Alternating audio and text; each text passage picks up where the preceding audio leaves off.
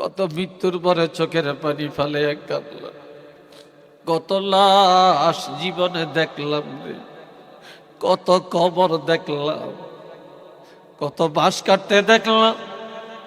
হায় হায়, কত জানাজা জীবনে দেখলাম, কিন্তু আমি এখনো কবরের চিন্তা, কবরের প্রস্তুতি গ্রহণ করতে পারলাম না।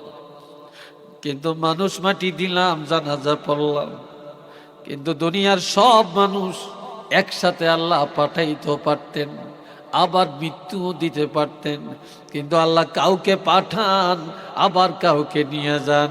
আর যারা দুনিয়াতে থাকেন তাদেরকে শিক্ষা গ্রহণ করার হুঁশিয়ারি দিলেন যে তোমরা তৈয়ার হয়ে যাও, তৈয়ার হয়ে যাও, সেই দিন তোমারও আসবে, একদিন তুমিও লাশ হইবা, একদিন তোমার জন্য কবর হবে, একদিন তোমার জন্য বাঁশ কাটবে, একদিন তোমার জন্য কাফনের কাপড় আনবে, তোমাকে ওই ঘর থেকে বের করবে, যেই ঘরটা তুমি করছিলা, যেই বাড়িটা তুমি সাজাইছিলা, এই ঘরের থেকে যখন বের করবে আর কোনো দিন এমন ঘরে তোমাকে ফিরাইয়া নিবে না, নিবে না।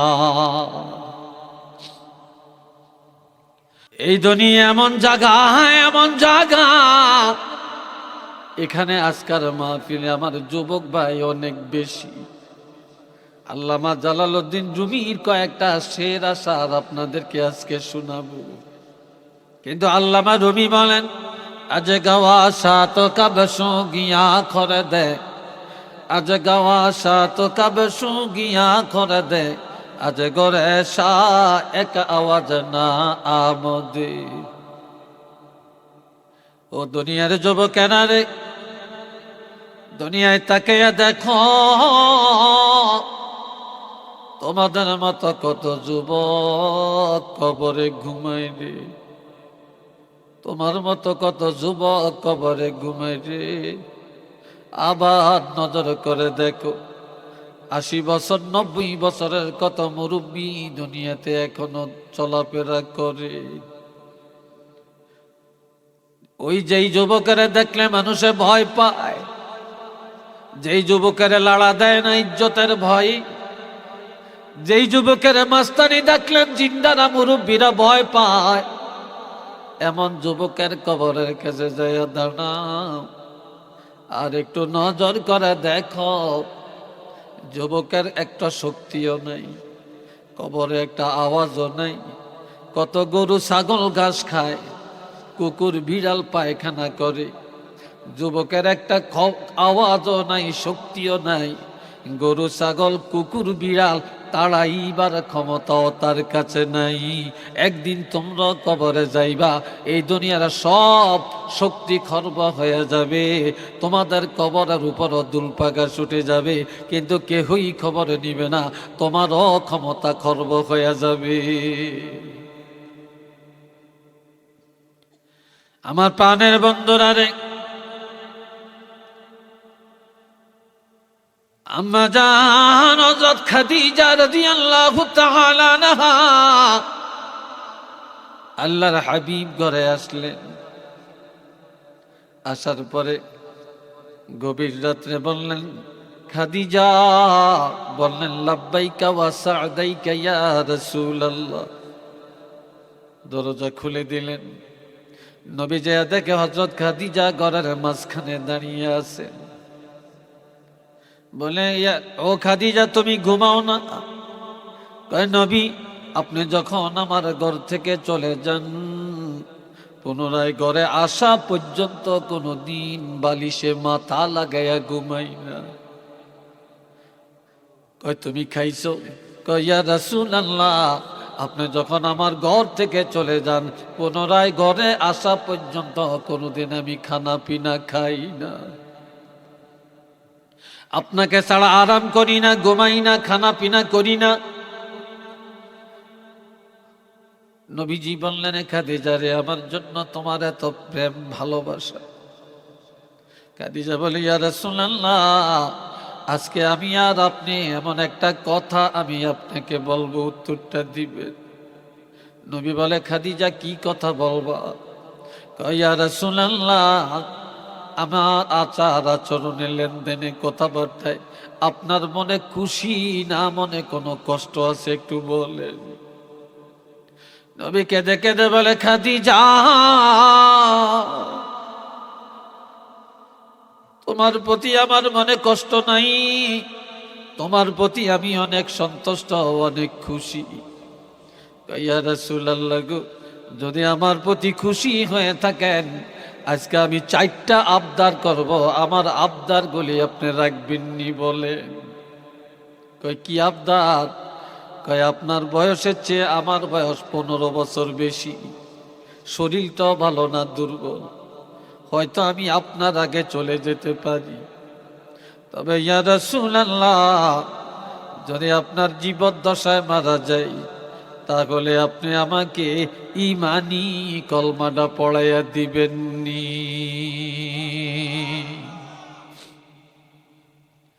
নবীজি কেঁদে কেঁদে বললেন, খাদিজা রে, আমি তোমার আবদারটা রাখবো। আমার আর একটা আবদার। কয় কি? আপনার শরীর মোবারকে যেই জামা, এমন একটা পুরান জামা ছিঁড়িয়া তার একটা অংশ আমার কাফনের সাথে লাগাইয়া দিবেন, আমার কাফনের কাপড়ের সাথে দেখের মধ্যে ফিট করে দিবেন। নবীজি বলে, কেন রে খাদিজা? কয় আমি জানি আপনি এমন রাসূলুল্লাহ, একটা মশা একটা মাছি কোনোদিন বসতে দেখি না, আপনাকে দেখলে গাছ লম্বা হয়ে ছায়া দেয়, সাপ আপনাকে সত্তর ধরে ছায়া দেয়, পাথর আপনার সাথে কথা বলে, সূর্য চন্দ্র আপনার অঙ্গুলি মোবারকের ইশারায় 2 টুকরা হয়ে যায়। কাজেই আপনার দেহ মোবারকের একখানা পুরান জামার একটা অংশ যদি আমার শরীরের মধ্যে লাগা থাকে, আমি আশা করতে পারি আমার এই দেহটা জাহান্নামের আগুনে আর জ্বলবে না। একটু জোরে বলেন আল্লাহু আকবার। নবীজি বললেন, খাদিজা তোমার আবদারটা আমি রাখবো। এটা সহিহ বুখারীর ঘটনা। এবার বলে 3 নম্বরের আবদার,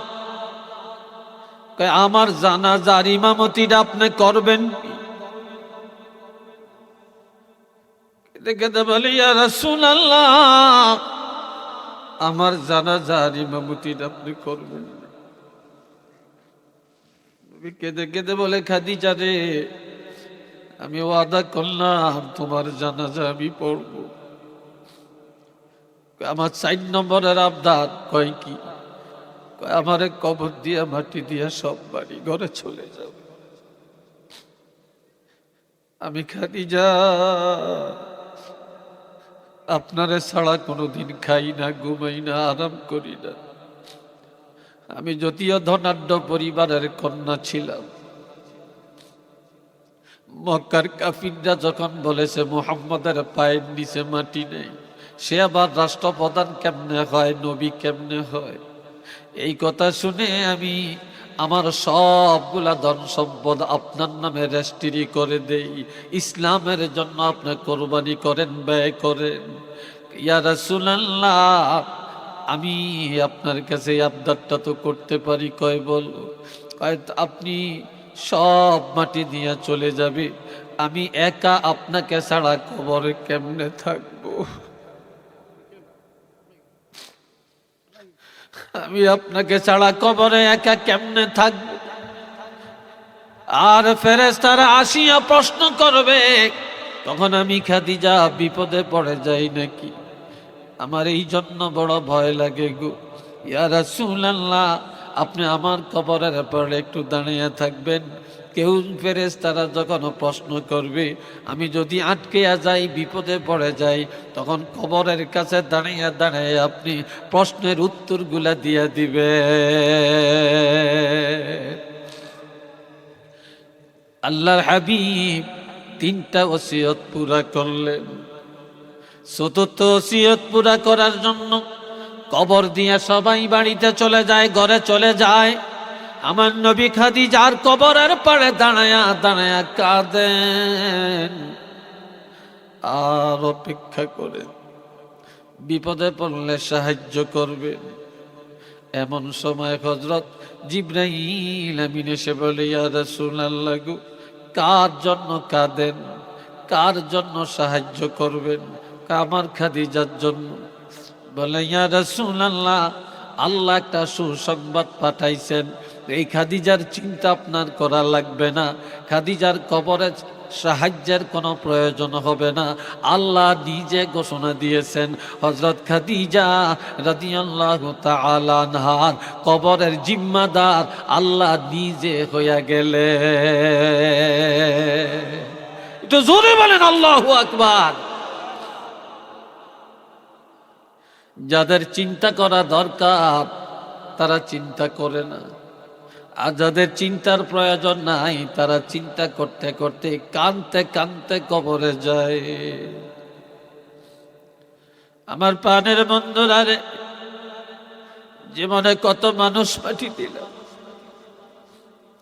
বাবারে দিলাম, মারে দিলাম, দাদার লাশটা কাঁধে নিলাম, দাদির লাশটা নিলাম, নানার লাশ কাঁধে লইলাম। কত মৃত্যুর পরে চোখের পানি ফেলে কাঁদলাম। কত লাশ জীবনে দেখলাম রে, কত কবর দেখলাম, কত বাঁশ কাটতে দেখলাম। হায় হায়, কত জানাজা জীবনে দেখলাম, কিন্তু আমি এখনো কবরের চিন্তা, কবরের প্রস্তুতি গ্রহণ করতে পারলাম না। কিন্তু মানুষ মাটি দিলাম, জানাজা পড়লাম, কিন্তু দুনিয়ার সব মানুষ একসাথে আল্লাহ পাঠাইতে পারতেন, আবার মৃত্যু দিতে পারতেন, কিন্তু আল্লাহ কাউকে পাঠান, আবার কাউকে নিয়ে যান। আর যারা দুনিয়াতে থাকেন তাদেরকে শিক্ষা গ্রহণ করার হুঁশিয়ারি দিলেন যে তোমরা তৈয়ার হয়ে যাও, তৈয়ার হয়ে যাও, সেই দিন তোমারও আসবে, একদিন তুমিও লাশ হইবা, একদিন তোমার জন্য কবর হবে, একদিন তোমার জন্য বাঁশ কাটবে, একদিন তোমার জন্য কাফনের কাপড় আনবে, তোমাকে ওই ঘর থেকে বের করবে, যেই ঘরটা তুমি করছিলা, যেই বাড়িটা তুমি সাজাইছিলা, এই ঘরের থেকে যখন বের করবে আর কোনো দিন এমন ঘরে তোমাকে ফিরাইয়া নিবে না, নিবে না। আমার প্রাণের ভাইয়েরা, এই জন্য আল্লামা রুমি আরো বলেন, মানুষ দুনিয়াতে বোকামি করে, বোকার মতো কথা বলে। কয় সেটা কি? চান্দে গুই বাগে মাম্বো স্থানমান, চান্দে গুই বাগে মাম্বো স্থানমান, এ না গুই গরে গর স্থানমান, এ না গুই গরে গর স্থানমান।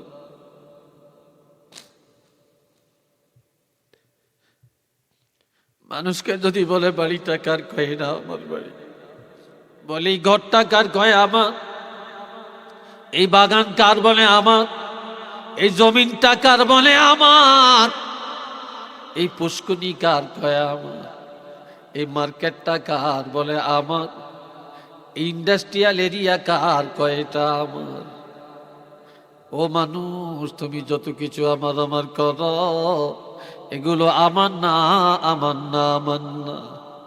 মানুষ এই কথা কেন বলে না?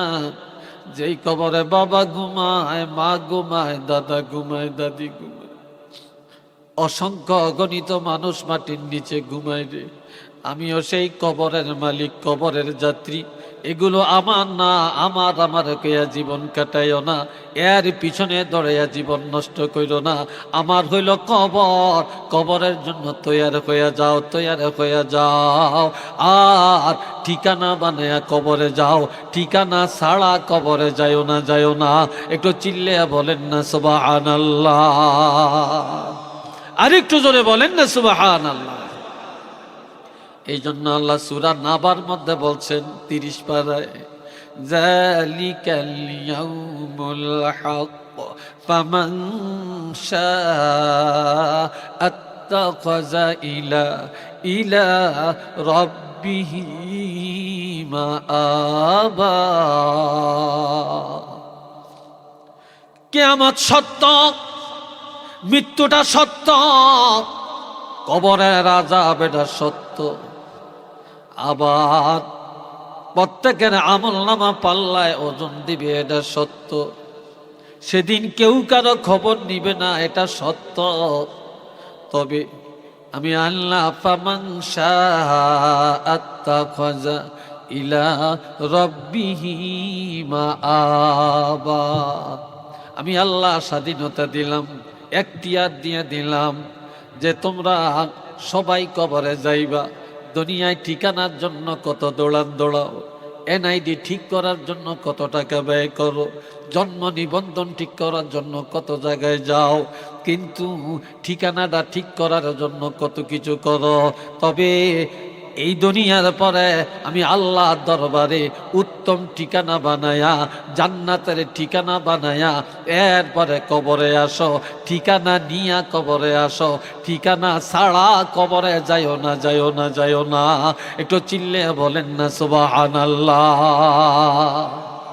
আর একটু জোরে কন্যা রে ভাই, ঠিকানা ছাড়া কবরে যাইও না। এই জন্য আমার আল্লাহ বলেন, ইয়া আইয়ুহাল্লাযীনা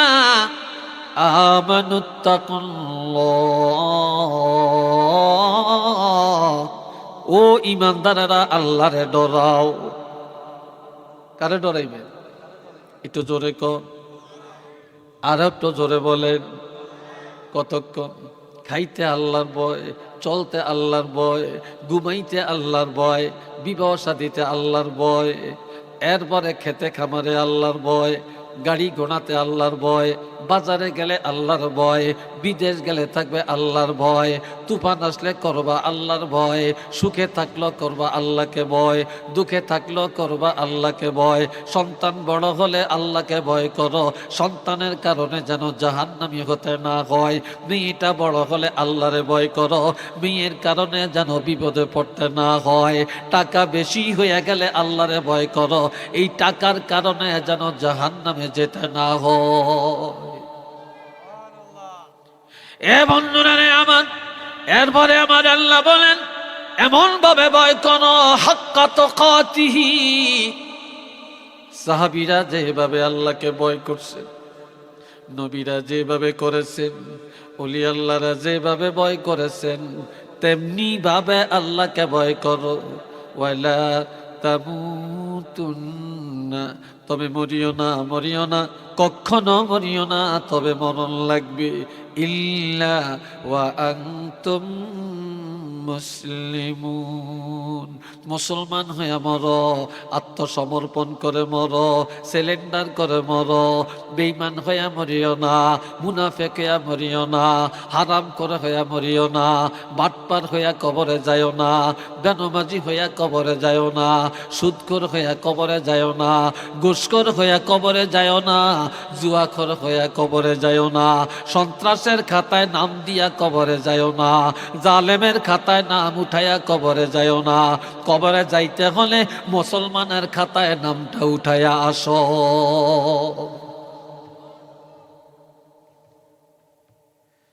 এই দুনিয়াতে সব ভালো পাওয়া যায়, কিন্তু ভালো মুসলমান পাওয়া যায় না। সব ভালো পাওয়া যায়, ভালো মুসলমান পাওয়া যায় না, যায় না, যায় না, ভালো মুসলমানের অভাব। এই জন্য আমার প্রাণের বন্ধুরা, কষ্ট হয়, বিরক্ত লাগছে, এটা মহব্বতে দরুদ পড়েন। আল্লাহুম্মা সাল্লি আলা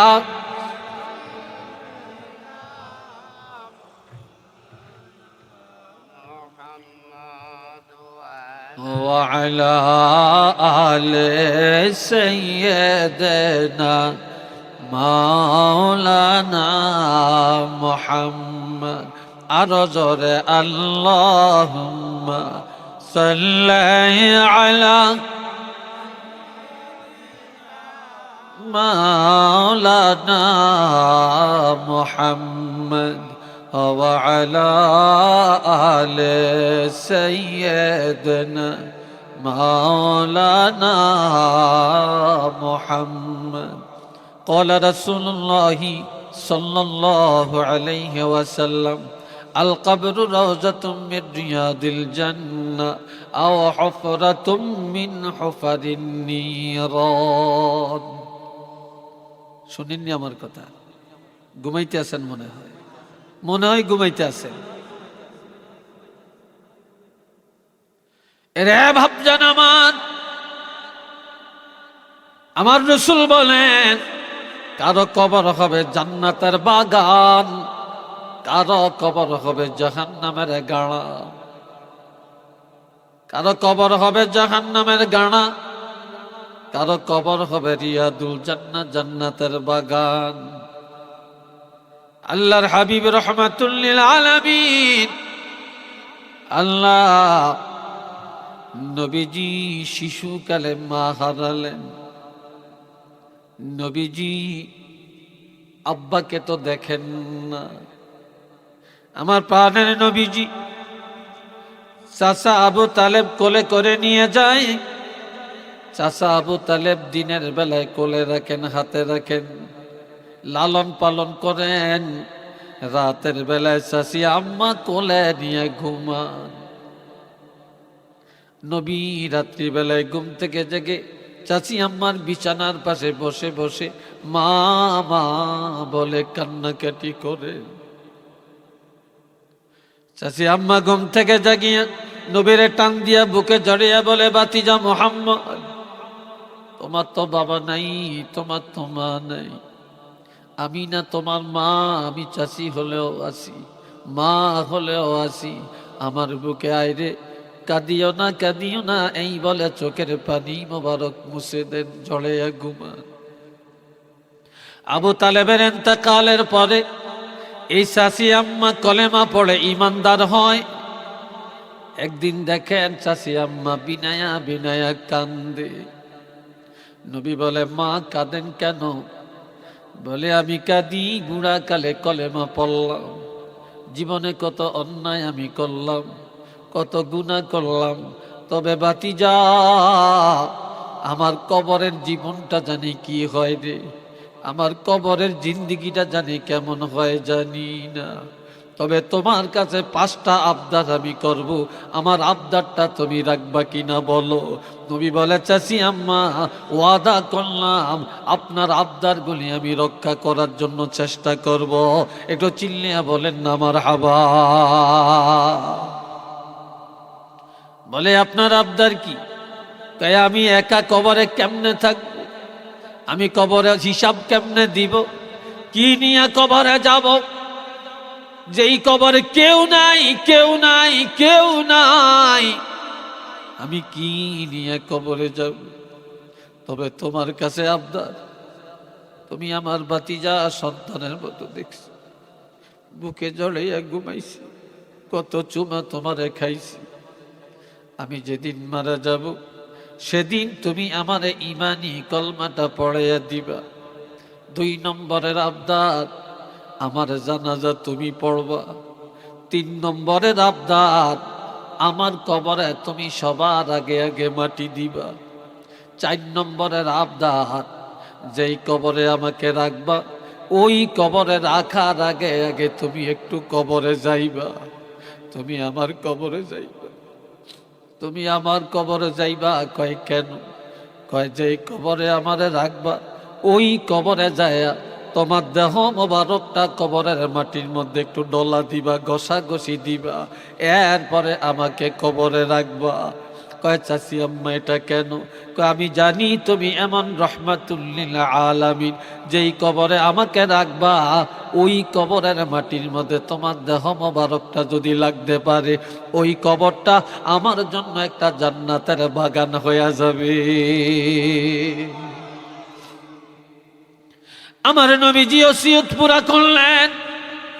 কবরের পারে দাঁড়ায়া দাঁড়ায়া চোখের পানি মোবারক ছেড়ে কাঁদলেন।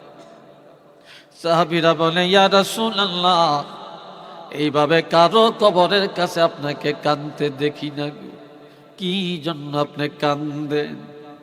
আমার নবী বলে, ও সাহাবীরা, আমার মা নাই বাপ নাই রে, আমার চাচি সন্তানের মতো লাগছে। আজ ওই চাষি আম্মা মৌতের আগে আমার কাছে আবদার করে গেছে, আমি আবদার পুরা করতে পারলাম। তবে এমন আবদার এই দুনিয়ায় আমার কাছে আর কে করবে? সাহাবীরা কেঁদে কেঁদে বলি, ইয়া রাসূলুল্লাহ, আমরা চাই আপনি চিরদিন থাকেন, আমরা মরলে আমাদের জানাজা পড়েন, আমাদের কবরে মাটি দেন। তখন আমার নবী বললেন, না না, কুন আলেমা, কুন আলিমা, তোমরা আলেম হও, অথবা দুনিয়াতে হাদিস জানিয়ে দাও, তোমরা আলেম হও।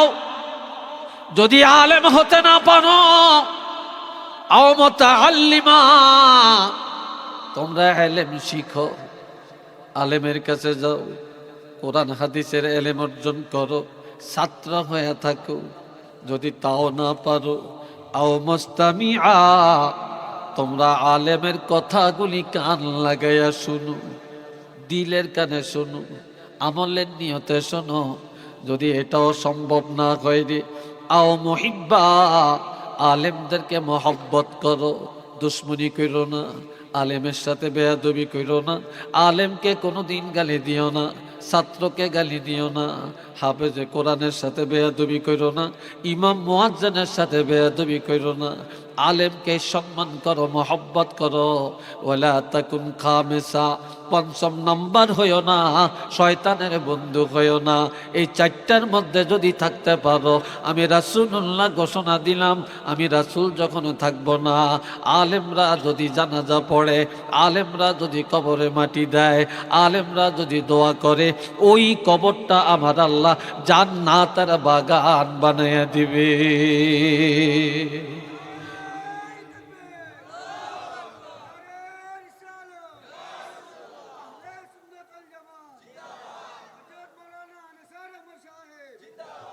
আর একটা হাদিস বলে আমি শেষ করব, একটা হাদিস বলে আলোচনা শেষে নিয়ে আসব।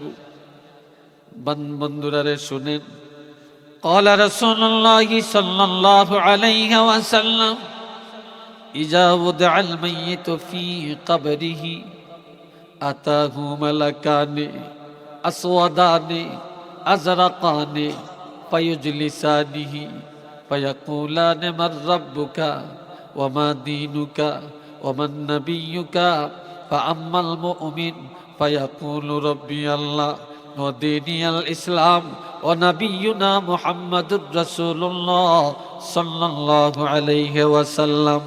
আরেক হাদিসে আছে, আরেকটা প্রশ্ন করা হবে কবরে। আমার নবীকে কবরে দেখাইয়া বলবে, মান হাযার রাজুলুল্লাযী বু'সা ফীকুম, যেই নবীকে কবরে উপস্থাপন করা হলো, এই নবীর সম্পর্কে ধারণা কি, এই নবীকে চেনো কিনা? যদি ইমানদার হয় বলবে, হাজা মুহাম্মাদুর রাসূলুল্লাহ সাল্লাল্লাহু আলাইহি ওয়াসাল্লাম। একটু চিল্লিয়ে বলেন না আলহামদুলিল্লাহ। আওয়াজটা ভালো হয় না, আর একটু জোরে বলেন আলহামদুলিল্লাহ। এই প্রশ্নগুলি করবে। তবে আমার নবী বলেন, মাইয়াতকে কবরে রাখার পর দুইজন ফেরেশতা কোন টাইমে আসবে, কোন টাইমে আসবে? ইন্নাহু লা ইয়াসমাউ কারআনি আলিহিম, লা ইয়াসমাউ কারআনি আলিহিম। এটা সহিহ হাদিস। নবীজি বলেন, মানুষ মাটি দিয়া পায়ে হেঁটে হেঁটে যখন বাড়িতে রওনা করে, এই পায়ের হাঁটার আওয়াজ মুর্দা কবরে থাকিয়া পাইতে থাকে। ইন দি মেইন টাইম দুইজন ফেরেশতা কবরে চলে আসে। এরা একেবারে কালো, চক্ষুগুলি নীলবর্ণ, সাগরের মতো দেখা যায়, বিকট আকৃতির। দুই পাশে আসিয়া দাঁড়িয়ে যাবে, মুর্দাকে ধরিয়া বসাবে। একটু চিল্লিয়া বলেন না সুবহানাল্লাহ। আরেক হাদিস মাঝখানে শোনাই, একটু ছোট্ট। যখন কবরে দরিয়া বসাবে, ইয়ামাসুহু আইনাইহি, সে কবরে বসবে, তার চোখ দুইটা এইভাবে মুছতে থাকবে। ডুলমুল্লা লাগবে, কাইতিয়া পড়ে, ঘুমের লাই, ঘুমের বাপ যায় না, এইভাবে ঘোরাঘুরি ডলাডলি করবে, চোখ মুছতে থাকবে।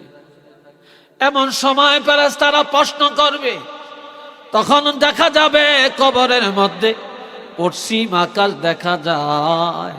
সূর্যটা লাল হয়ে গেছে, আসরের সময় চলে যায়। আসরের ঘুমের মধ্যে ছিলাম আমি, এতক্ষণ ঘুমের মধ্যে ছিলাম, এই মাত্র আমি ঘুম থেকে জাগলাম। তবে আমার জীবনে নামাজ ছাড়ি না, ছাড়ি না, আমার জীবনে নামাজ ছাড়ি না।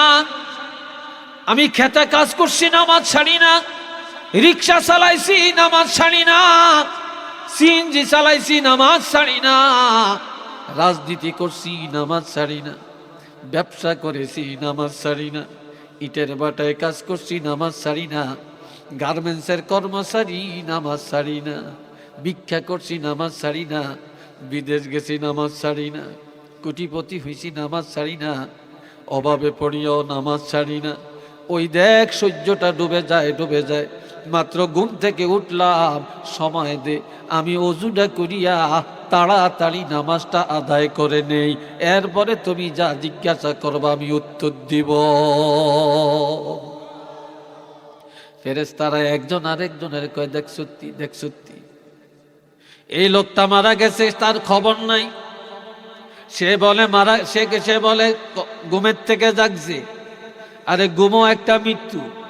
আমরা প্রতিদিন একবার মরি, একবার জীবিত হই। আল্লাহু আকবার কোন না? প্রতিদিন একবার মরি, একবার জিন্দা হই। এই জন্য আমরা ঘুমের থেকে ওইটা পড়ি, আলহামদুলিল্লাহিল্লাযী আহইয়ানা বা'দা মা আমাতানা ওয়া ইলাইহিন নুশুর। আলহামদুলিল্লাহ, প্রশংসা সে আল্লাহর, আল্লাযী আহইয়ানা, যিনি আমাকে জিন্দা করলেন, বা'দা মা আমাতানা, আমরা মরে গেছিলাম, আমাদেরকে মৃত্যু দান করলেন, মৃত্যুর পর আবার যিনি জিন্দা করলেন, সে আল্লাহর জন্য প্রশংসা। ওই আল্লাহর কাছে আমরা ফিরে যাব। কথা ঠিক না? এ বন্ধুরা রে আমার, বলবে আমারে নামাজ পড়ার সময় দে।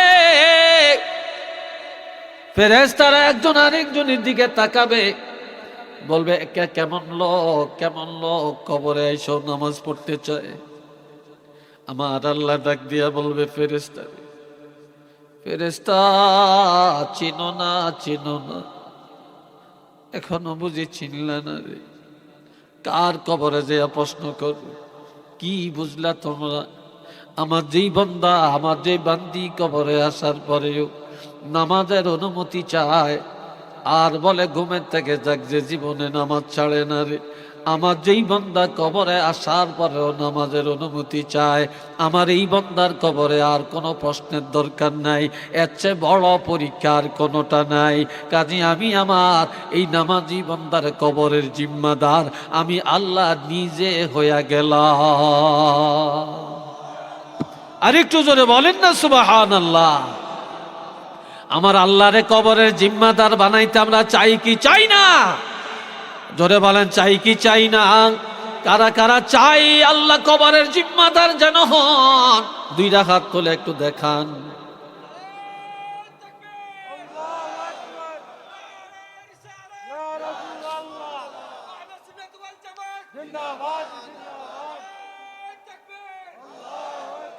আল্লাহ কবুল করেন। একটু চিল্লাইয়া সবাই কোন আমিন। আর একটা হাদিস মাঝখানে একটু সংক্ষেপে শুনিয়ে দেই, সংক্ষেপে শুনিয়ে দেই। বাবাজি, দুইজন ফেরেশতা কবরের মধ্যে আসবে, এরা হলো মানকির আর নাকির।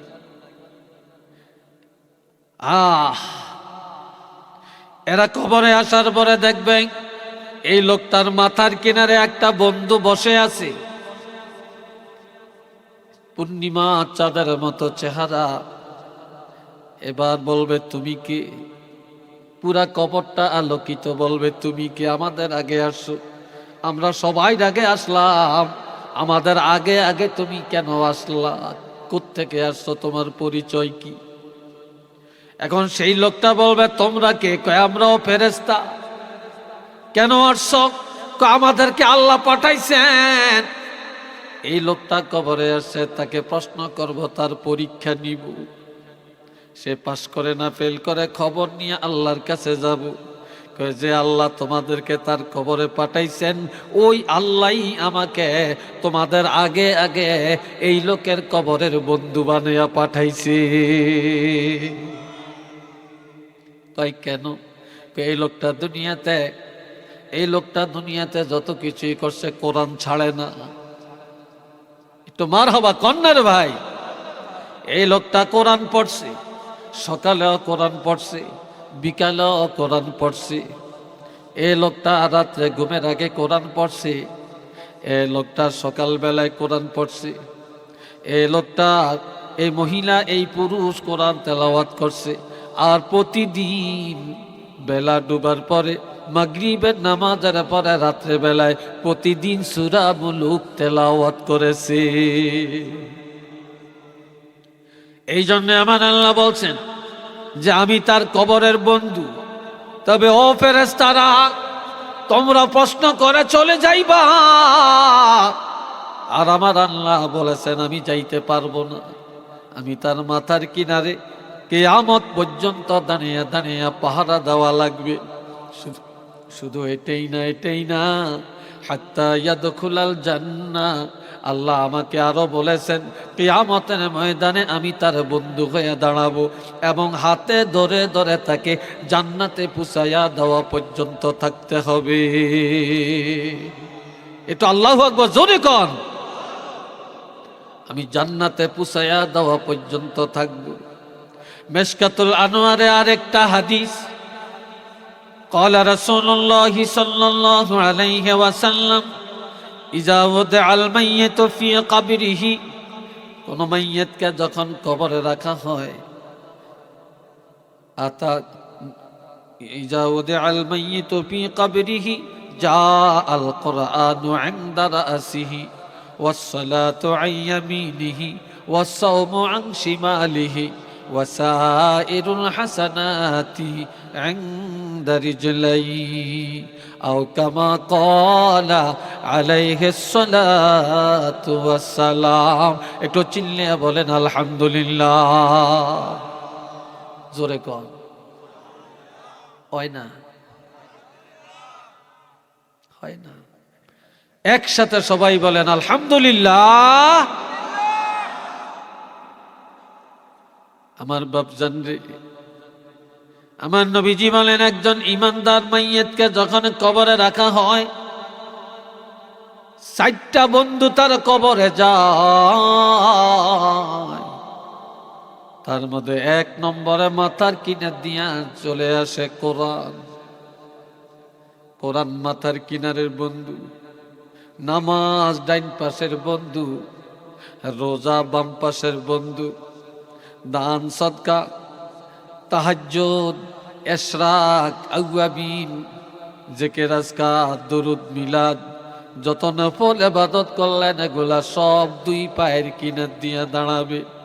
এদেরকে দেখতে দেখা যাবে 18 বছরের যুবকের ন্যায়, তাদের চেহারা হবে পূর্ণিমার চাঁদের ন্যায়। এবার কোরআন বলবে আমি কিয়ামত পর্যন্ত পাহারা দিব, নামাজ বলবে আমি ডাইন পাশে দাঁড়িয়ে পাহারা দিব, রোজা বলবে আমি বাম পাশে দাঁড়িয়ে পাহারা দিব, নফল ইবাদত বলবে আমি 2 পায়ের কিনারে দাঁড়িয়ে দাঁড়িয়ে পাহারা দিব। এমনকি কিয়ামতের ময়দানে আমরা 4 জনে স্লোগান দিয়া তাকে জান্নাতের মধ্যে নিয়ে পৌঁছাইয়া দিব। এই নামাজ নিয়ে কবরে যাইতে চাননি? আরেকটু জোরে কন। রোজার সামনে আসতে আছে, রোজার এখন থেকে রোজার নিয়ত করতে রাজি আছেননি? আরেকটু জোরে কন, রাজি আছেন?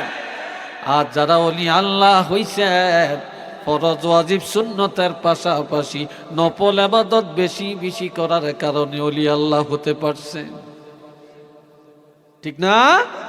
আল্লাহ আমাদের প্রত্যেকের এই কথাগুলি আমল করার তৌফিক দান করেন। কোন আমিন।